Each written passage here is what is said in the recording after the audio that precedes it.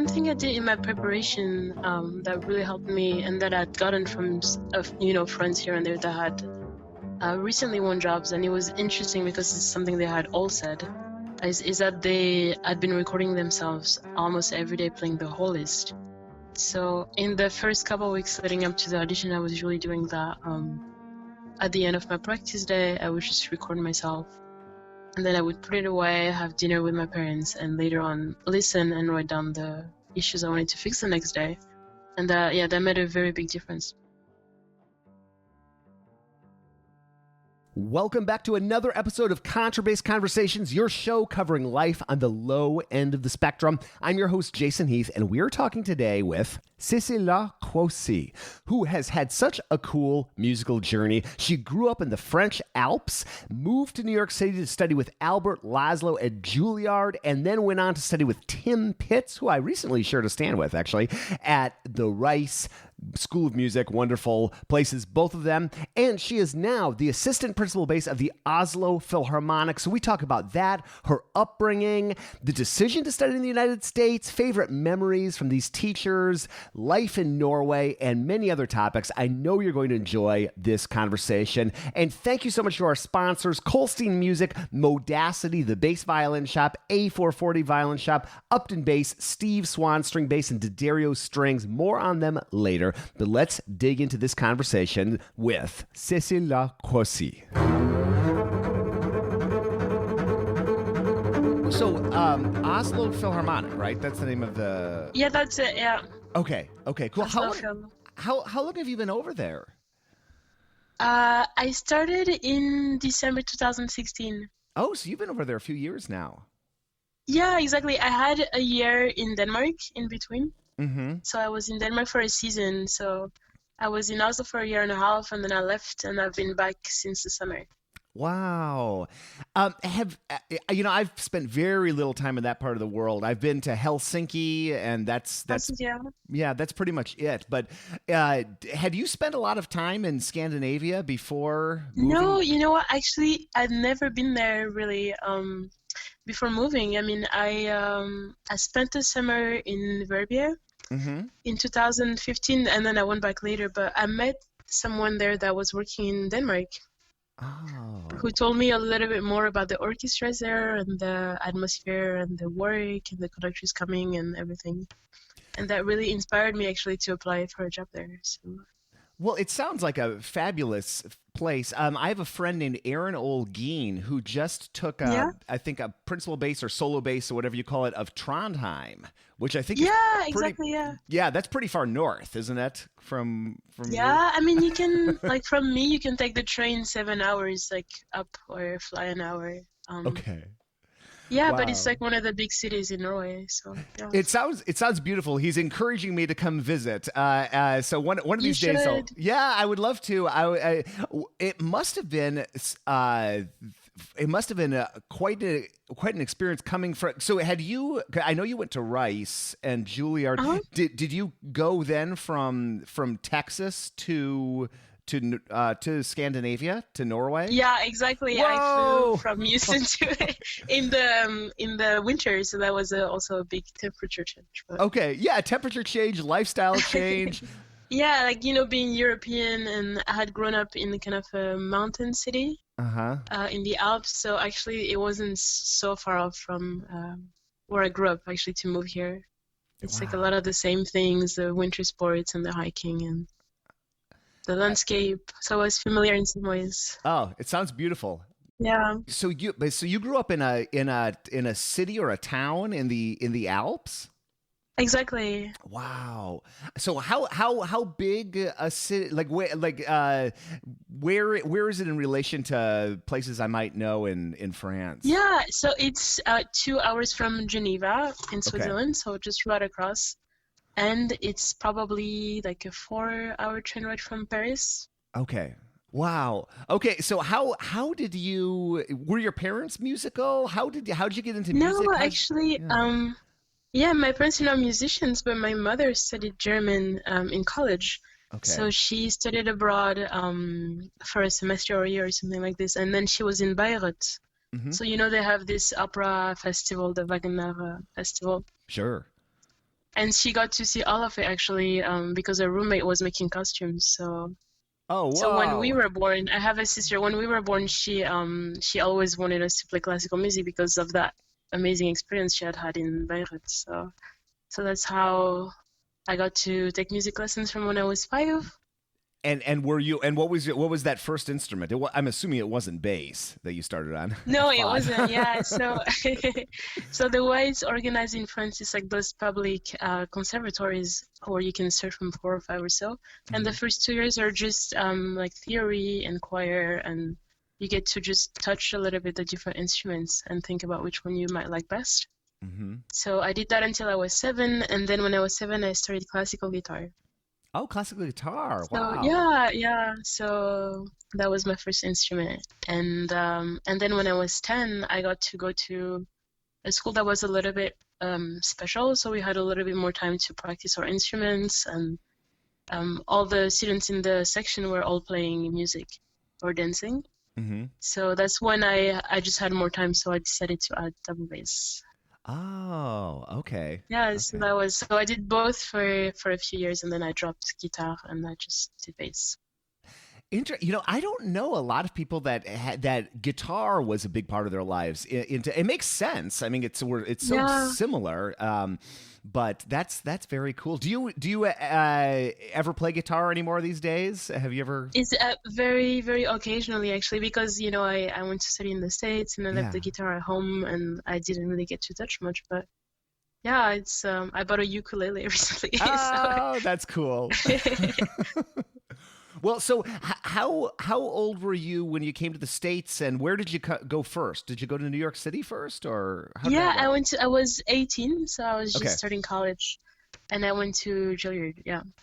So most people would think of that as a good choice. Juilliard. It's hard to argue with Juilliard. How did you decide on Juilliard? Did you think about how did that process work for you? Yeah, well, coming from that smaller city in France, I actually didn't know that much about the schools in the States. I just knew Juilliard because it was a little bit famous for the movies, and so I had met a saxophone teacher in France actually that had studied there for a semester, and talked to me about it a little bit. So I just went online on the website and I read a lot of things about it, and I just got really inspired. So I just decided to apply. Yeah, I didn't even know anything about the teachers, but I just I just thought, why not? Yeah, well, why not? Well, so okay, you've had a lot of pretty cool contrasts in your life. So, what's it like going from a small town in the Alps to the largest city in the United States? I know, it was just so amazing. Actually, the school is so used to having international students, so we were really well. Someone was really like watching over us, and the setting was just so caring, and we were just so many others that were coming from small cities like all over the world. So it was really great. Who did you end up studying with while you were there? It was also just luck. I just checked the box that said Albert Laszlo, and he took me in his studio, and he was a fantastic teacher for me.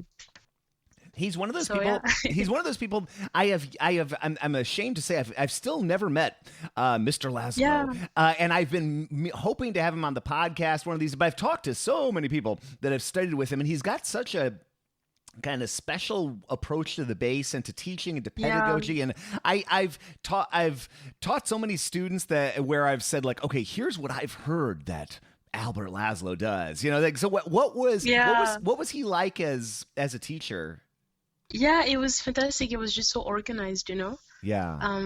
So I came in, and I had studied by then for 7 or 8 years bass, and it had been really fun to study in France. It was a really nice class, and there were always people there practicing in the hallways, and it was just this great kind of bass family, and it was very inspiring.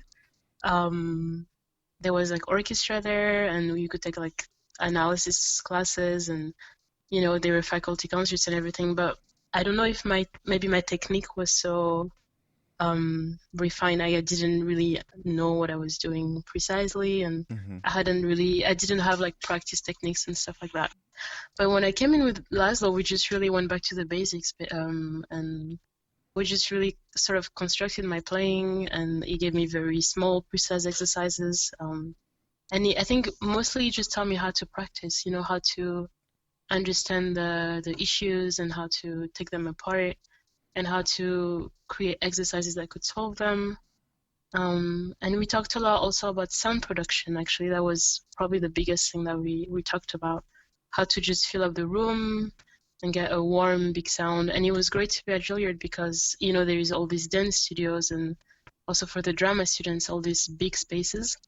Mm-hmm. So in the evening, when the classes shut down, I could just go in the studio and, play with the room and think about the sound and stuff like that. So it was good. Wow. That's so well. How great to be able to get in a big space like that. That's something that musicians. It's so tough because a lot of the time we end up just finding ourselves in really small spaces, and we're sort of got that practice room sound. And how great to be able to actually get in some spaces and fill the space. Wow. Exactly. Yeah, and I also because I had access to those big spaces, I ended up recording myself a lot, and that was the first time I was doing that, and that was just such a revelation to actually understand what's coming out from the instrument I'm playing, and When you'd record yourself in a big space, like would you, whether it's your phone or anything else, whatever, would you put the recording device away from you, like far away in the hall, or keep it close to you, or what would you do when you'd record? Yeah, I think I tried a little bit both things, and I found that actually it was good to have it not too far. Mm-hmm. Because the sound could tend to get a little bit boomy, and then a lot of the details get missed. Yeah.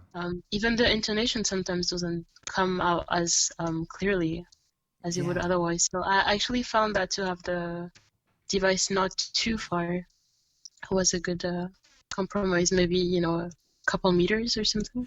Yeah. Isn't that funny how the intonation can seem to become out of focus too, like with distance? And I know that sonically that is a thing, the further away you get from. So, okay, that's interesting. Yeah. Wow. Sound production, and so there's this Laszlo exercise that I have attempted to teach my students. So I'm going to see he had something, or has probably something called like the set point articulation drill or something like that. I remember that one. That one was great. Yeah. Okay, so tell me about that because I've always feel like I've got to So I came in. I was not able to do spiccato basically, or to get anything off the string really.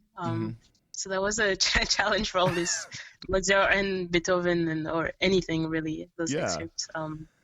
But so that's how we developed to get the bow off the string. And I think it also really helped to understand the bow speed and, just the organization of the bow too.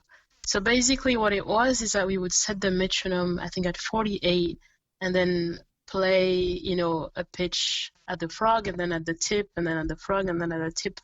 And then increase the tempo gradually, maybe just 4 clicks, Mm-hmm. And then increase it again and again until the bow was just bouncing, until it was a spiccato stroke. And in between we also, only played at the frog or played in the middle of the bow, so different places.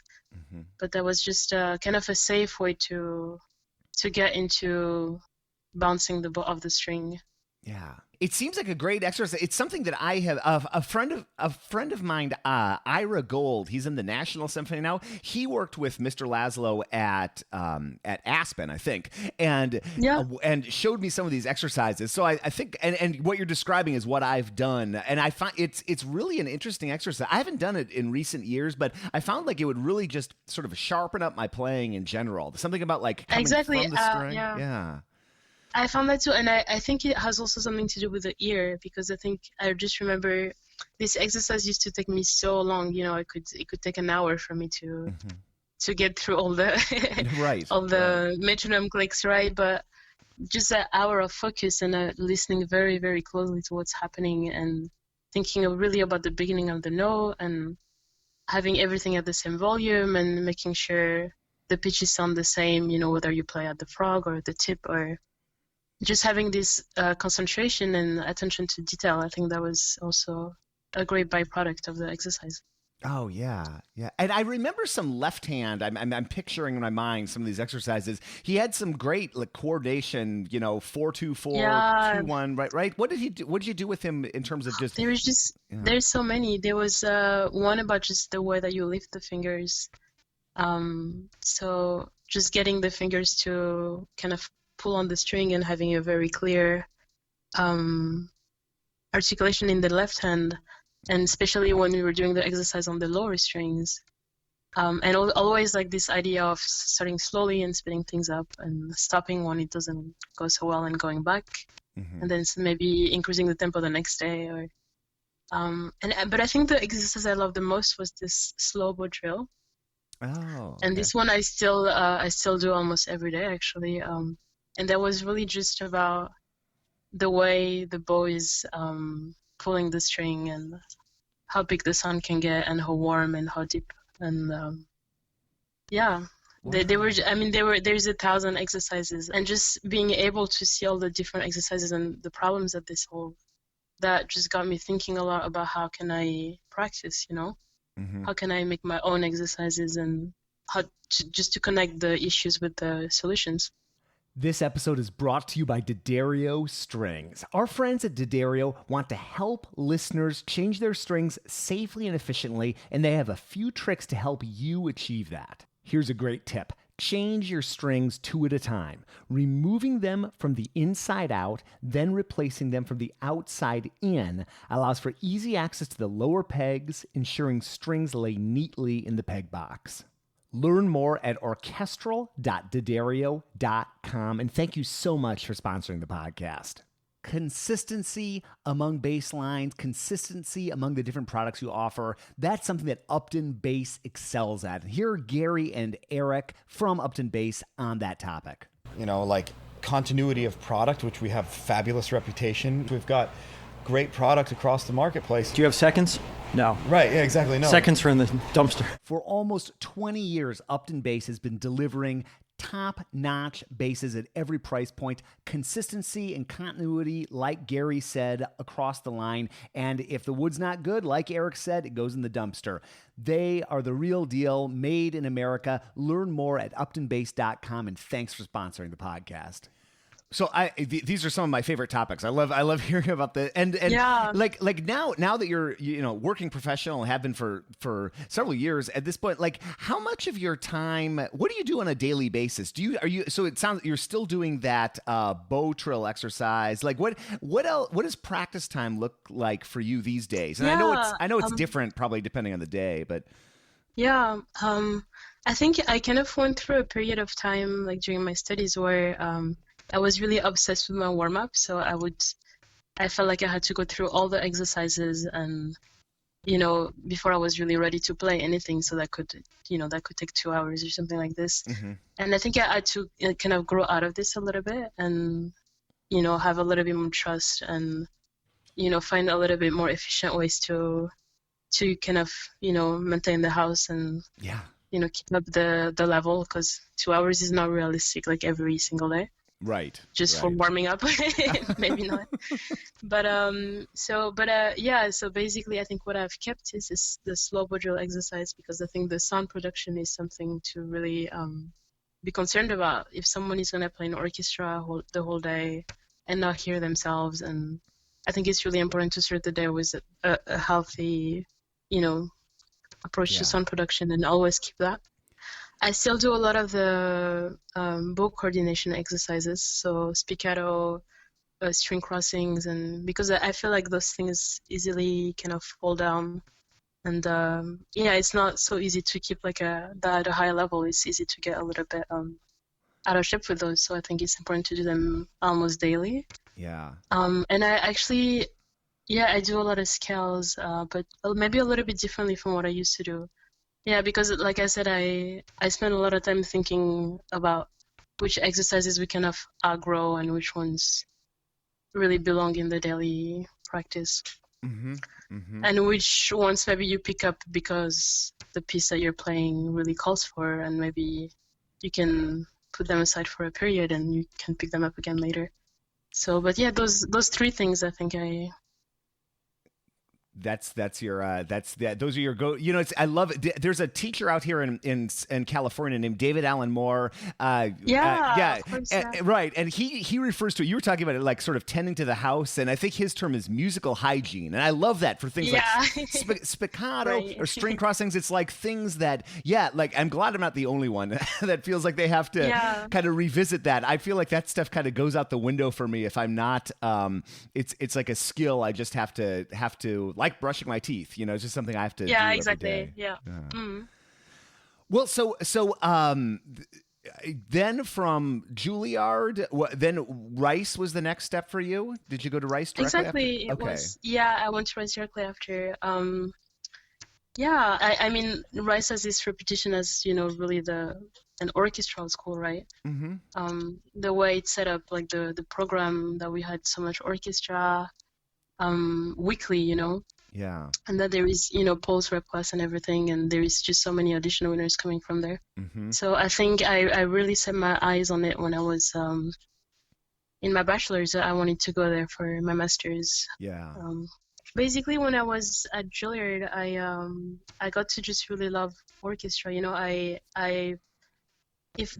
came from the fact that I actually wanted to make a little bit of extra money at first.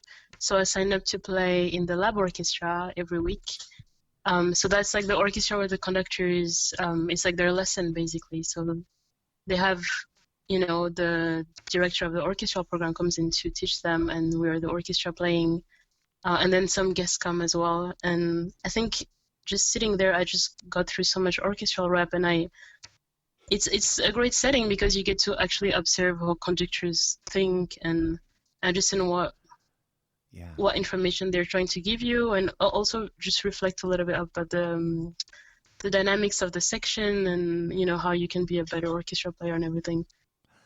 So from that, I just fell completely in love with orchestra, and I just knew Rice was the right place for me. Well, I love that you took advantage of that conducting workshop setup. That's something I did a bit back when I was in college at Northwestern, and I wish I had done more, because you're so spot on. It's so interesting to both. You get through a lot of the standard rep, maybe more than you might, Yeah, and then you're, oftentimes you're like one on a part or two, so you're exposed. Exactly. Yeah, very exposed. Yeah, and then like if you think about what are we doing, on this, we're working with conductors, playing with conductors, for conductors, and to sort of get into that mindset of the conductor and what a smart and beneficial thing to take advantage of. That's really cool. Yeah, that was super helpful, and actually I notice it in the job now that it's so great to have been able to play all these pieces, and you see them again at the job, and it's really good to have had a first touch with them. Yeah, but so I started taking auditions my senior year at Juilliard. Mm-hmm. And I got really inspired because someone had just won a job from my year, actually. He was a junior, and he got a spot in Buffalo, and that just suddenly it seemed like he could be in my reach to also, get something. So I did a couple auditions, and I was lucky that I was runner-up for the first one, and I advanced in the second one. So I felt that just gave me a little bit more confidence, Sure. But then somehow I still felt it would be wiser to get a master's degree. And, as an international student, you also have to think about how much time you can be in the States. And it's better to be in school. It's a little bit more simple. Yeah, for sure. So I applied for Rice with the idea that I would go there and hopefully get a job after. And I love that you studied with Tim Pitts. I was actually just early this year. I was just playing with Tim. We were the bass section for this orchestra down in Memphis, Tennessee. And Tim drove over to Memphis with his beautiful Busan. Yeah. Oh yeah, that bass is great. Oh, that bass is amazing. And what a great person in all respects. Yeah. And then just such. I never studied with Tim, but I've heard just such outstanding things. Over the years. Mm. Yeah. What was your time with taking lessons with Tim? What was that experience like? That was fantastic. I mean, I think what helped me the most was his positivity, Mm-hmm. Because I came in, with the idea of taking more auditions, but the first few that I took as a grad student, they were not as successful as the ones I had taken before. Mm-hmm. So I got a little bit worried, but Tim was just so good at, just like sitting me down and teaching me to work with more efficiency. I was telling you about my 2 hours warm-ups, and I was in that pattern of I could spend the whole day on one excerpt and maybe not always make so much progress with it. But it was just so helpful in actually showing me how to be efficient and how to work through a list. I remember taking an audition that had a lot of full pieces, and that was very scary for me. I mean, when you have whole symphonies and you have maybe 5-6 hours to practice, and that hardly covers the repertoire. So that was not easy. But it just was so generous with his time, Mm-hmm. and really took the time to help me organize my folder and actually physically write. I'm gonna spend 5 minutes on this section, and I'm gonna spend 3 minutes on this one, and 10 on this one, and then my day was actually planned. Wow. And I could manage to actually work through the list. Wow, so you'd plan it out to I love that. That's so cool. You'd plan it out to that level of detail, like 5 minutes here, 3 minutes. Yeah. I think some students don't need that, but I really did. And of course sometimes, you have to adjust it at the minutes. Of course, you can't just stop because the timer rings and if you're in the middle of it. But just to have kind of a guideline, that I'm not going to spend 3 hours on this. It's going to be a matter of minutes. Oh, and there's something interesting just maybe in our human psychology, like sometimes if you only give yourself 5 minutes, you actually get things done. And those, because I think there's something in the brain. If you have all the time in the world, you can kind of and I'm as guilty of that as anybody, like, spending 4 hours on an excerpt. And then if I record myself, it's like, oh, it's no better.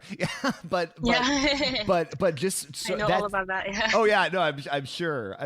Oh, that's cool. That did you, as you continued auditioning, did you keep things strict like that during your preparation, maybe for Oslo or for any of the auditions you took? Were you that detailed? I think I wasn't always that detailed, but I think just from having done that work to sort of just clear myself out from the idea of just grinding on the same excerpt for hours and hours. Mm-hmm. Then I was able to have more general 20 minutes of this, and so I didn't always need the minutes, but it was really helpful to go through that for a couple auditions. Yeah.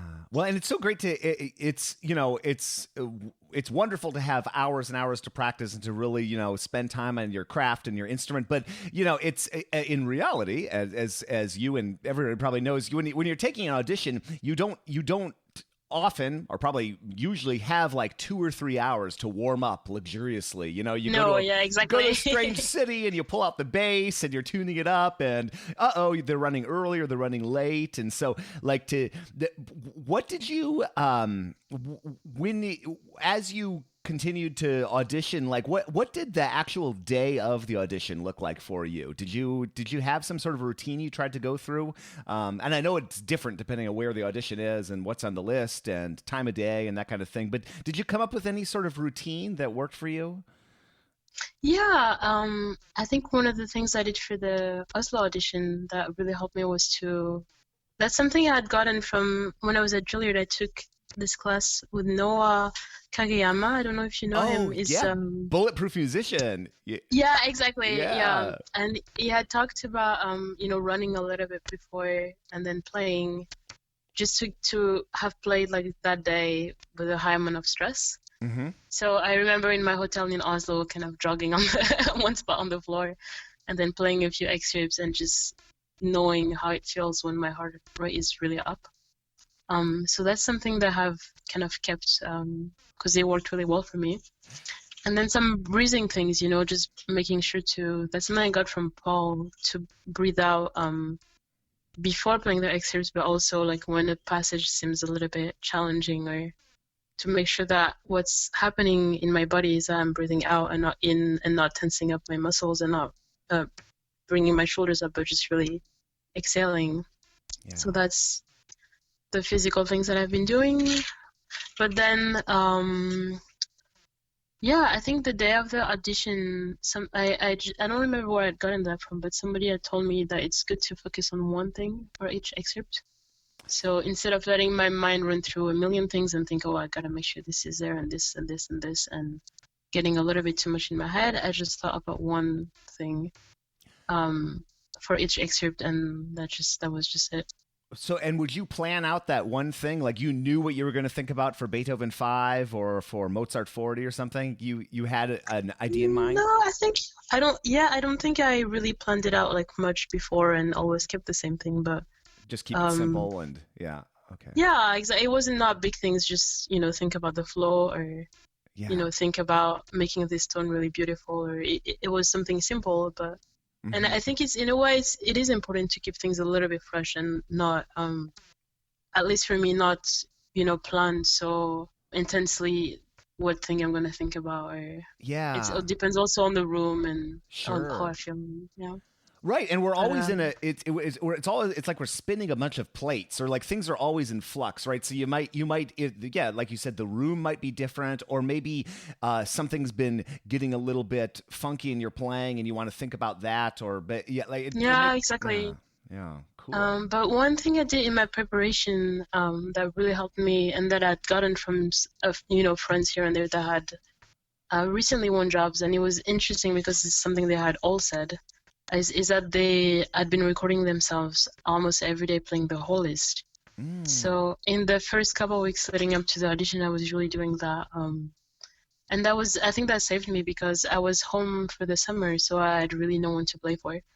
But at the end of my practice day, I would just record myself.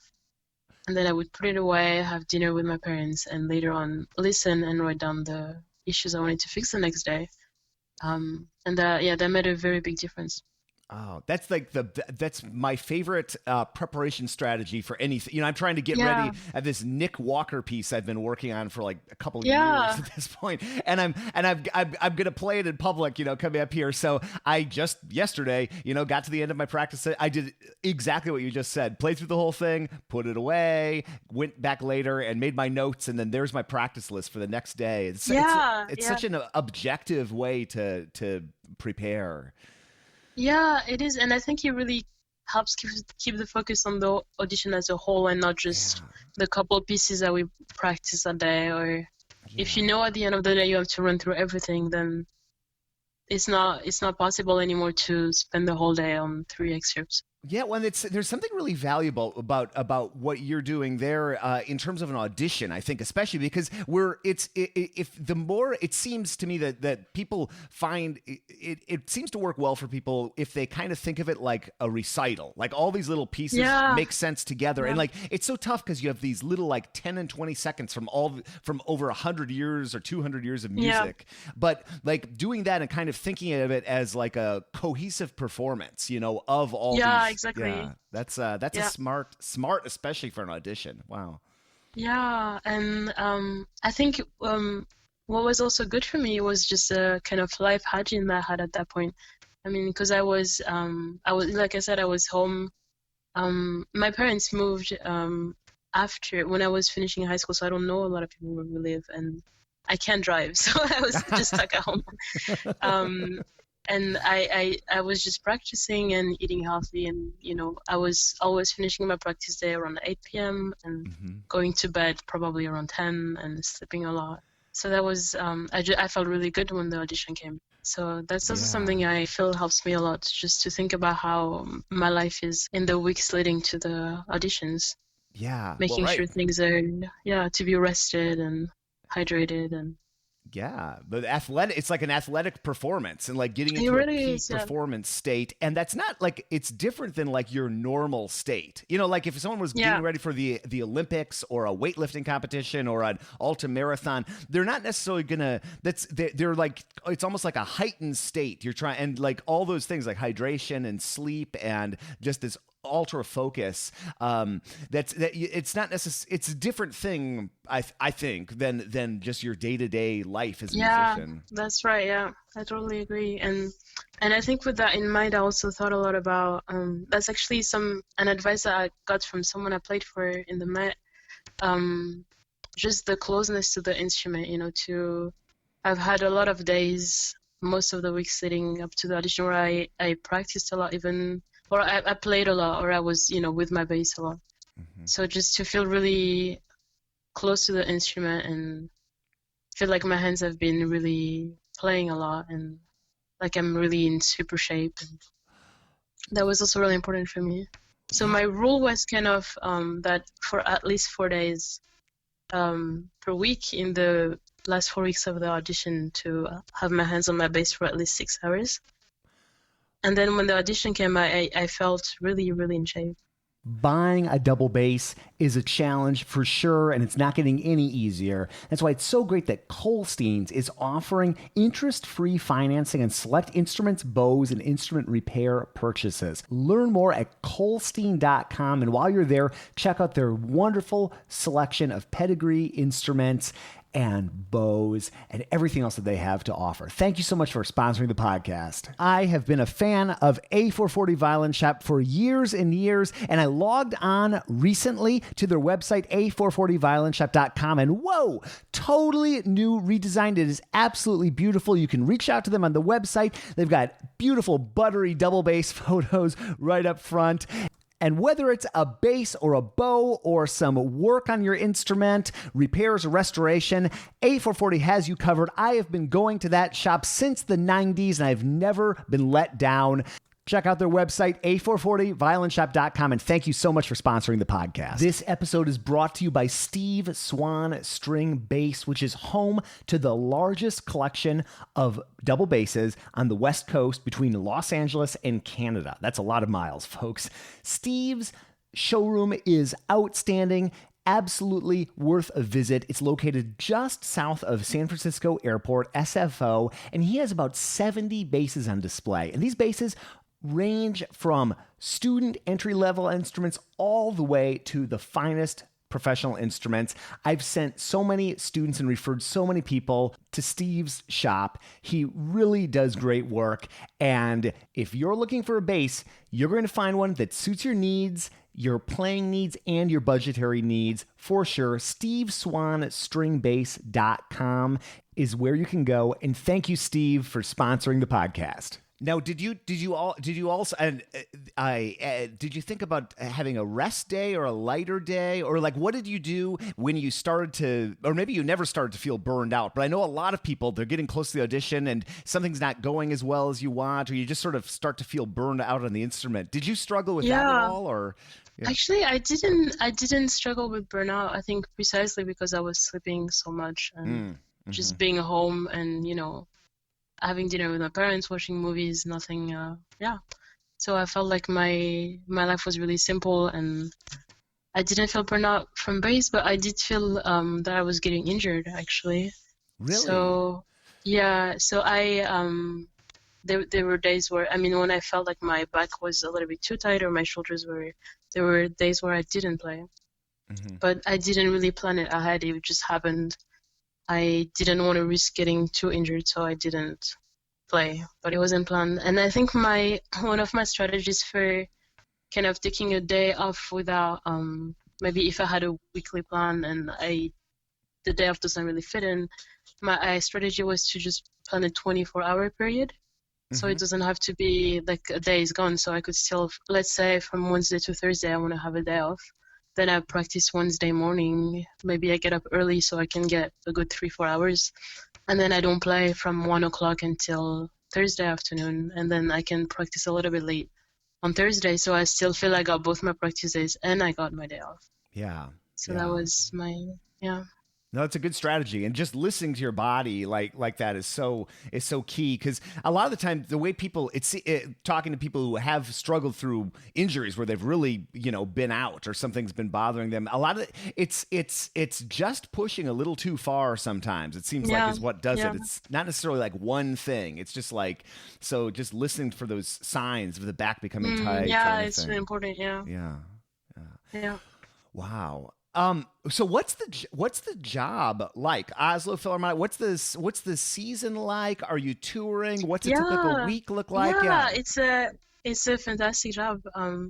So the weeks are kind of very steady. You know, we work from 10 to 2 normally. And then, you know, it's different if there's a recording or something special, but normally 10 to 2. And we play 1 to 3 concerts per week. So that's Wednesday, Thursday, Friday. Okay. And then, yeah, we do, like, actually, this is our 100-year anniversary season. So there's been a lot of tours. Cool. Yeah, so we were in some festivals and we got to play in some really nice halls, Contrabass and Albert Philharmonic, and yeah, a lot of fun places, London. So I think that typical years include like a couple tours. I think this year we'll have 3, and so some are longer. We were in Asia, that was quite long, and some are smaller. We were in Romania for 2 concerts, so it varies a little bit from season to season. And of course we play a little bit, you know, within Norway. So we go to some smaller cities around. I think in May we're going up north in the polar circle. Okay. Oh wow. Yeah. So yeah, we play from August to June usually. Okay. So we get a nice summer break. Okay. And no summer season, so we can teach or do festivals or. Yeah, and we're 9 in the section, so that allows us to have a little bit of a rotation. Oh, that's a nice. Because we play with number. 8. Yeah, that's really nice. Yeah. How about I'm just always fascinated by how different countries and cities do things. Everywhere's a little different in the world. Do they? I know a lot of orchestras own their own basses. I know a lot of orchestras people always play their own personal basses. How does it work in Oslo? Does the orchestra own any instruments or? Yeah, the orchestra owns quite a few really good instruments actually, and they've been really generous in the way that we have gotten to choose them also. So people have gone to shops in Amsterdam and London and looked at basses and decided for themselves which one they wanted, and gotten them, which is really great. Some other people have had basses through, and that's true for a lot of the principal players, there's this foundation here that buys instruments, and that gives them to the players. Oh, okay. So that's another way to get a good instrument for the orchestra. Actually, I'm still playing my own bass in the orchestra, just because when I came in, that's where, you know, I had my trial period, and that's what I felt most comfortable on, and it's a good orchestral instrument. Sure. But I'm thinking about taking advantage of that. It's fantastic. So that means that it's great that you can have a bass at work, you can practice on it, and you can have a bass at home, and, you know, maybe on the weekend if you're not coming to the hall to practice, you can still do that at home. So that's really great. Yeah. Oh, and I got to get to Norway and go to Oslo and visit. But like, just in terms of, I was just in Australia and I was in Sydney and Melbourne, and it was just fascinating to see like the artistic culture of those cities. And I'm always surprised by how classical music, popular, not as popular, how the arts are, just what's Oslo like just as a city in general, or maybe how the arts in Oslo or classical music in Oslo, just what's your experience been being in that country so far?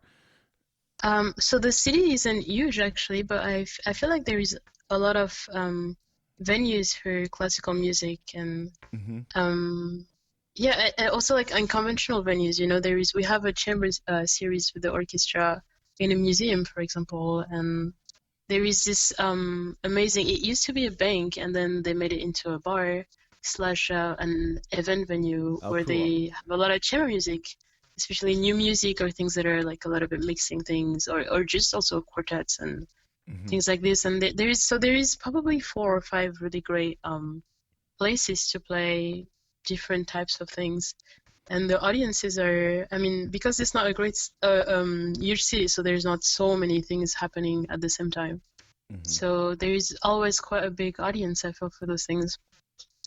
And it's also really great that somehow there is quite a bit of public funding for people to have their own festivals or their own ensemble. For example, I play, you know, together with some orchestra musicians, so from the Phil and some people from the opera and the radio orchestra here.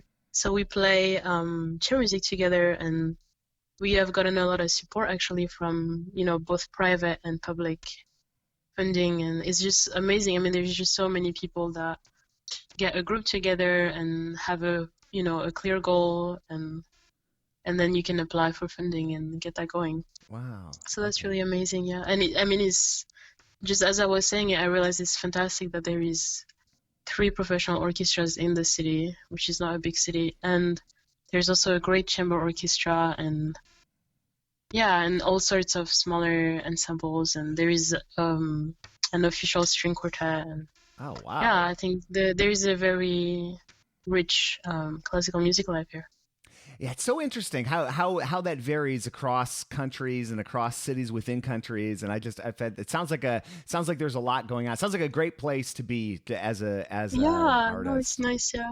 Wow. And I think there's also a lot of collaboration within Scandinavia, actually. So there's also opportunities to go play a bit in Sweden or other places. So that's good.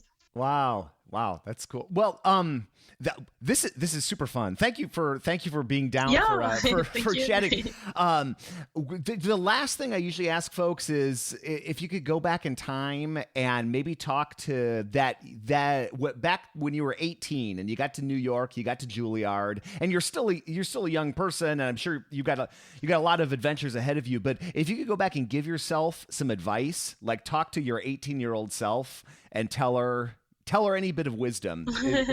Anything you might tell her? A couple of things. I think I would advise myself to start training, actually. Okay. Because I realize now, and I also learned that from colleagues that have been quite injured or that are a little bit older, how important training is and how many injuries you can keep at bay. If your body is just in shape and you're moving it regularly in various ways.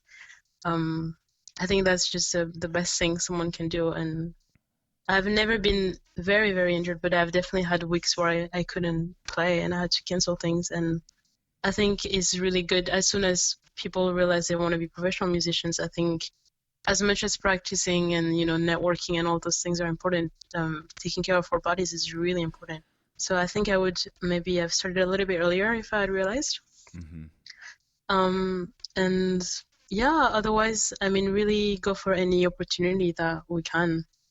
Even when things are a little bit stressful to apply for, or when we feel we don't have time, to always make the time to apply for things, and because we never know where the opportunities are going to come. I decided to apply that summer for Verbier, and somehow I met someone there that told me about Scandinavia, and now I'm really happy in the job here. And so I think to really take advantage of all the small things that we can try and get, and all the people that want to play chamber music with us, and just to always try to say yes and try to go for things. Yeah. You never know where those opportunities are when they're gonna come no, from, you or really where. Never. Yeah. And I think thinking about Rice, one last thing, I think Paul Ellison has some sort of line like we're athletes of the small muscles, as musicians. Yeah. And that's it's amazing. I was talking to Andres Martin, the bassist and composer here in Tijuana, actually, and he's gotten really into training recently. Yeah. And he even said when we were chatting, if he had to pick, not that you would pick practicing the bass or working out, but he thinks that working out is at least as important to him at this point, just for his overall. Yeah. Totally. Yeah. And, I think it doesn't even have to be super big and super ambitious, but just, to go on walks and stretch the shoulders and do some light weights on the arms and roll a little bit. Yeah. Just that can keep people playing for 40 years. Yep. I think. Yep. That's what I'm about to go do right now here in California. Enjoy. Have fun.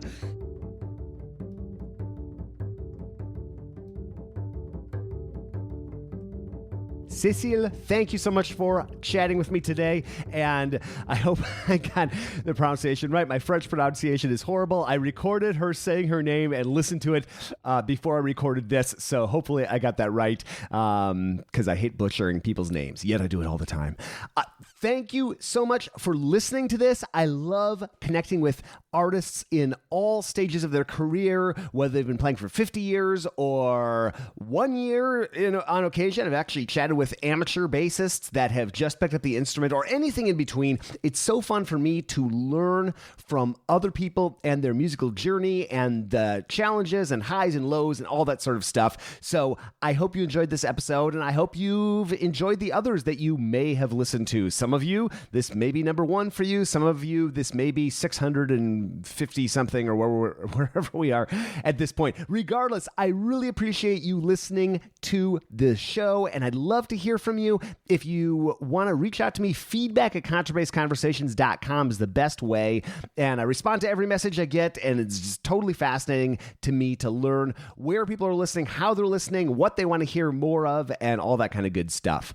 Contrabass Conversations is produced by Michael Cooper, Steve Hinchy, Trevor Jones, Mitch Mooring, and Krista Copper. If you're looking for a cool new podcast to add to your lineup, the backstage creative that Krista does is really wonderful. I love listening to those episodes. And if you're looking for double bass or double bass lutherie, Mitch does outstanding work, makes beautiful basses. Learn more at mitchmooring.com. I'm your host, Jason Heath, and we will see you again soon for more life on the low end of the spectrum.